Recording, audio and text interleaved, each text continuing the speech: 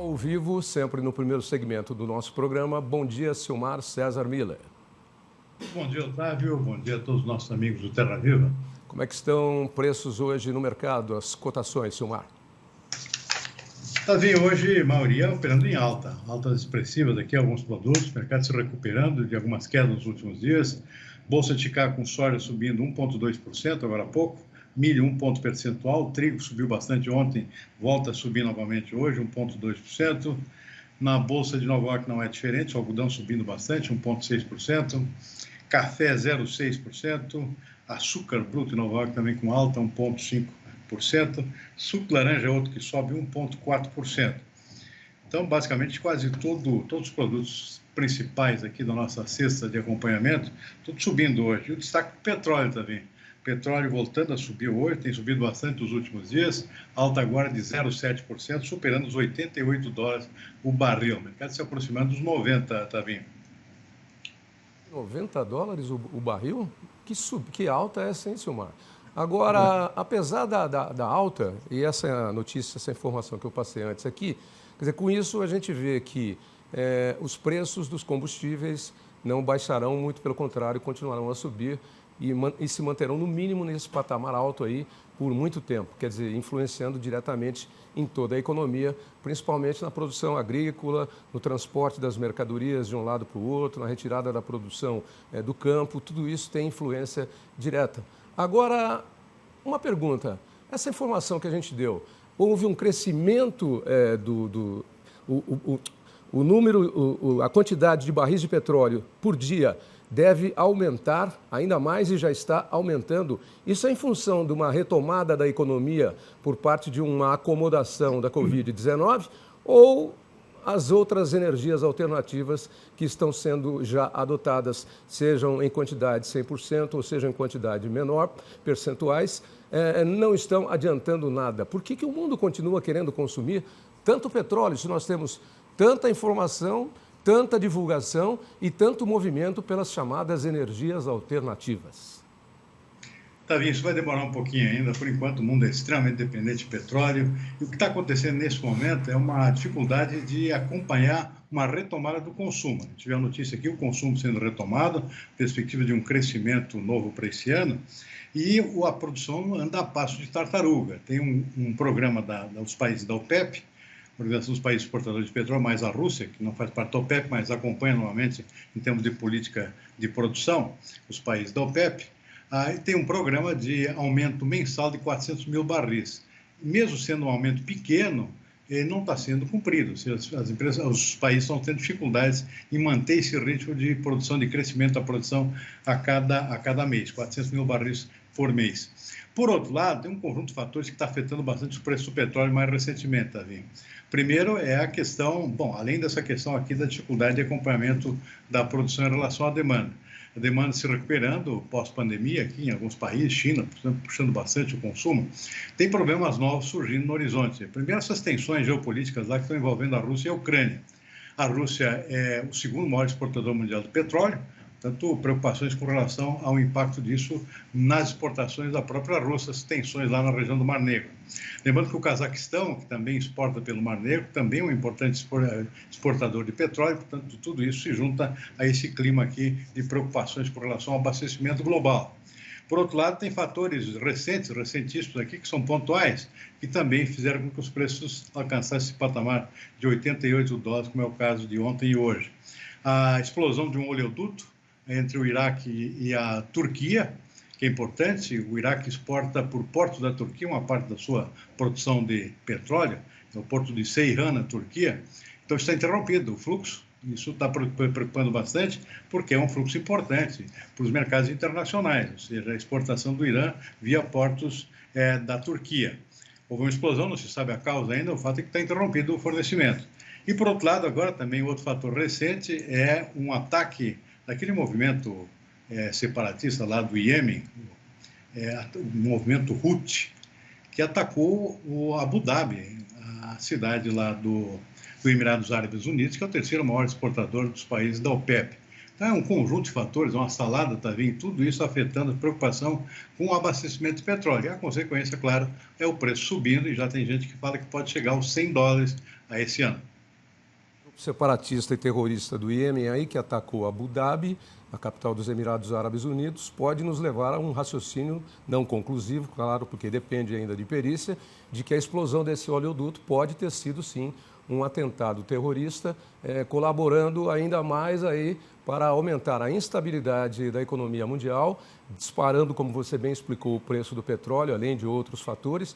Quer dizer, um conjunto de fatores, é uma reunião de situações que cai numa única afirmativa, a sua primeira frase, de que o mundo não vai mudar tão rápido assim como muita gente acha que pensa, né? Nós continuamos dependentes do petróleo e a gente vê cada vez que você tem um problema com o petróleo, os preços disparam e a economia mundial fica abalada. O caso mais recente foi o daquele navio que entalou lá no canal de Suez, impedindo a passagem de outros navios para o transporte de carga e até de petroleiros. Então, quer dizer, a vulnerabilidade continua, né? Principalmente porque o petróleo tem que ser extraído de uma área, precisa ir por oleodutos para as refinarias, geralmente são longos trajetos, né? E depois esses trajetos eles ficam à mercê, ficam ao Deus dará, vamos dizer assim. Eles são oleodutos que todos sabem onde estão, inclusive os terroristas que visam desestabilizar a política e a economia global. Você imagina os impactos de tudo isso, né, Tavinho? A situação mundial e no Brasil, petróleo afetando também os preços de combustíveis aqui no Brasil, impacta o preço dos fertilizantes nitrogenados, por exemplo, que são derivados do gás natural, do petróleo. Então, isso tem impacto também nos custos de produção agrícola, né, que já subiram muito em função exatamente dos fertilizantes, que mais que dobraram de preço de uma safra para outra. Está impactando muito aqui, o custo de produção vai impactar o custo de produção da próxima safra brasileira. Então, o efeito é generalizado, né? E, claro, no final das contas, a inflação subindo mundialmente também. Pois é. E os preços subindo aí na gôndola do supermercado, né? E o consumidor acha que com os preços altos na gôndola, o produtor rural está recebendo bem. Não é o caso, né, Silmar?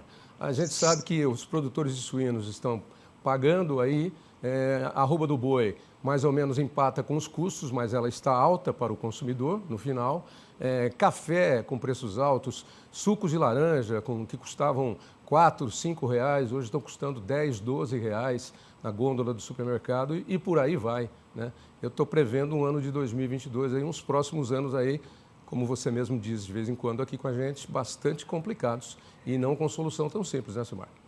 Sem dúvida nenhuma. A produção ficando cada vez mais cara, o produtor, na verdade, tem dificuldade em repassar todos esses custos extraordinários que ele está recebendo de terceiros aqui, repassar isso para o mercado, para o consumidor. Também não tem condições de poder aquisitivo de absorver todo esse aumento dos custos. Então, fica uma coisa imprensada aqui. O produtor se descapitaliza, ou seja, fica prejudicado pelo aumento dos custos, não consegue repassar para os preços, diminui a sua margem de lucro, consequentemente afeta a sua intenção de plantio, a sua intenção de produzir mais. Então, tudo isso acaba afetando em mais preços, em mais custos e mais inflação e, claro, respinga diretamente no custo do consumidor brasileiro, né? Brasileiro e mundial, porque hoje a situação é complicada mundialmente. Tá? Brasileiro e mundial, né? Levando-se em conta que, não considerando aí outros países, a distribuição de renda no Brasil é muito mal feita, né? Encosta a porta para mim, por favor, aí, a porta. A distribuição de renda no Brasil é muito mal feita e existe um empobrecimento da população nesse momento. E mais, o produtor não consegue repassar os custos. Na frente, a cadeia produtiva tem que, a cadeia varejista tem que colocar os preços porque eles chegam mais alto porque entra o transporte no meio. Lá no outro, onde está o consumidor, ele vai na gôndola e procura um café mais barato. O café mais barato que ele acha hoje é R$10, se achar, né?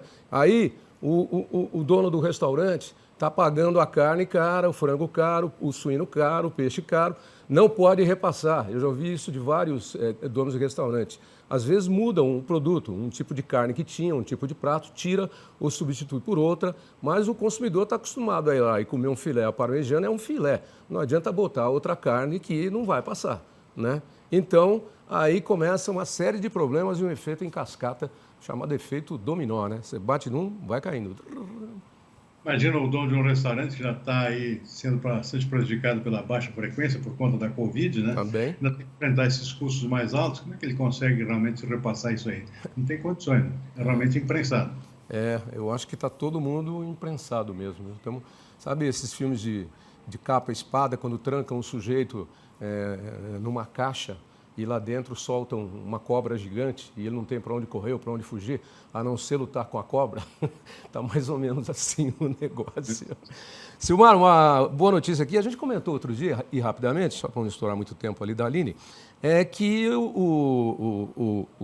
o agricultor está buscando mais o seguro rural, a gente já comentou sobre isso aqui, e a confirmação hoje aqui é de que cresceu, acabei de falar, em 45% as apólices de seguros para a cafeicultura em 2021. E muito, porque sempre que eles fazem um seguro, eles têm um questionário para saber por quê, e muito está explicado é por conta dessas variações, essas instabilidades do clima. Ora chove demais, ora chove de menos, e isso vai prejudicando a produção, né? O que justifica também o preço alto do café lá na gôndola do supermercado para o consumidor.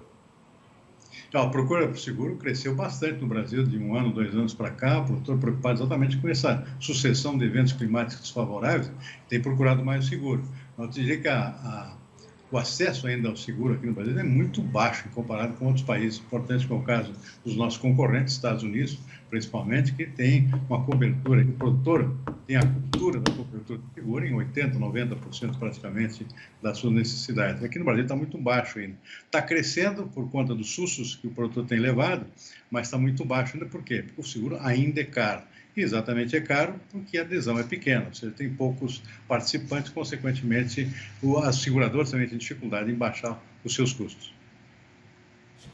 É que nem condomínio de edifício, né? O sujeito vai lá e vê assim, aluguel, R$1.000, apartamento com 4 quartos, 3 suítes, varanda, não sei o quê, no Morumbi. O cara fala, opa, isso é uma beleza. Aí ele vai lá, condomínio, R$5.500. Você não está pagando o aluguel, você está pagando o condomínio. Verdade. Porque...